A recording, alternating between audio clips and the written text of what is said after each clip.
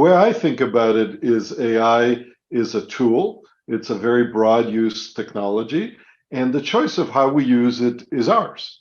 There are people using it in negative ways, and hopefully people in this group will be using it in positive ways, very, very positive ways to improve healthcare, to improve transportation, to improve education. But the key point, and this is surprisingly controversial, is that it's a tool, a technology, not a being, right? So even when we finally have self-driving cars, they're not going to decide where to go, right? They're going to prevent accidents, they're going to reduce congestion, but where to go is going to be the person's decision, not the car's decision. Same here.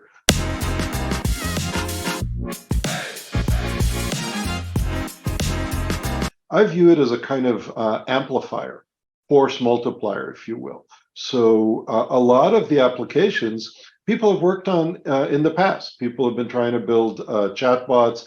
People have been trying to do translation.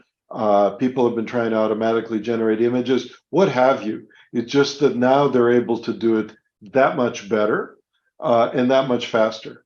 And the fact that there are APIs available that allow you with reasonable speed and surprising quality to perform all kinds of tasks is, of course, wonderful for startups.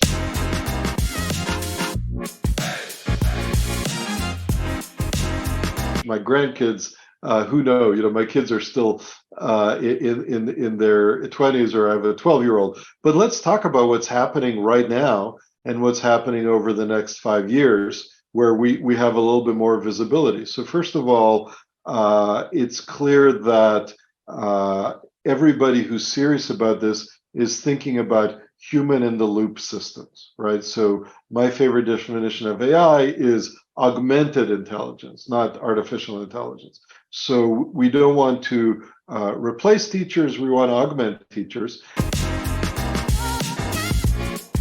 There's a lot of promise in generative AI working together with teachers, working together with students. Let me give a very concrete example. My son goes to a school, and like most kids, he hands in his assignment, and then a week later, he gets feedback and a grade.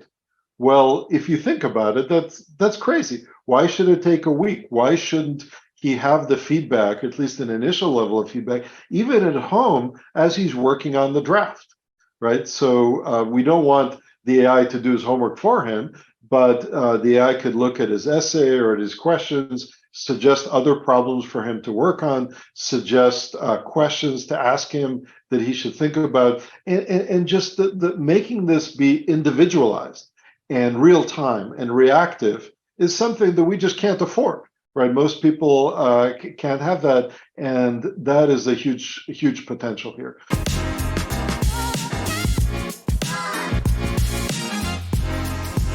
One of my favorite sayings in the topic is that you're not going to be replaced by AI, but you might be replaced by somebody who understands AI very well, right? So I imagine, I spent 9 years as the CEO of AI2 and interviewed a lot of engineers. I'm not doing that right now, but I imagine and expect that an interview question or flow in a current interview is, okay, how are you using these types of tools in your work, and how much have they increased your productivity?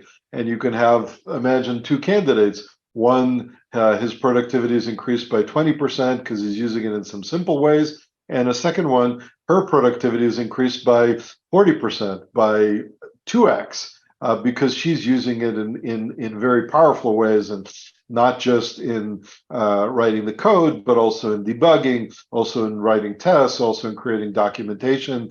And there are multiple tools springing up for all these use cases. And so who are you going to hire?